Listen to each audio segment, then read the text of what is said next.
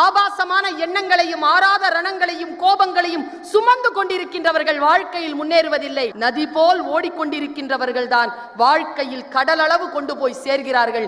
இல்லை என்றால் குட்டையாக நின்று மணக்கிறார்கள். கப்பி கொட்டி கம்பி நட்டு அவர்கள் நம்மை பிளாட்டாக்கி விற்று போடுகிறார்கள். ஓடிக்கொண்டே இருக்க வேண்டும். நாம் வேலை உள்ளவனின் திங்கட்கிழமையை விட வலி மிகுந்தது வேலை இல்லாதவனின் திங்கட்கிழமை. வேலையில் இருப்பது, உயிருடன் இருப்பது எவ்வளவு பெரிய விஷயம். இன்னொரு ஒரு செய்தி வந்தது பாருங்க. முதலில் மொபைல் வைத்தவர்கள் ஆச்சரியப்படுத்தினார்கள். 97, 95 செங்கல் மாதிரி இருக்குங்க, பெரிய ஒரு காது வந்திருக்கும், அதுக்கு கையில பிடிச்சிட்டு அலைஞ்சிட்டு இருக்கோம். ஆச்சரியமா இருக்கும் கையில மொபைல் வச்சிருக்கிறவங்க. மொபைல் வைத்திருந்தவர்கள் ஒரு காலத்தில் ஆச்சரியப்படுத்தினார்கள். இன்றைக்கு மொபைல் வைத்திருக்காதவர்கள் ஆச்சரியப்படுத்துகிறார்கள். யார் கையில மொபைல் இல்லையோ ஜீனியஸா இருக்கிறாங்க.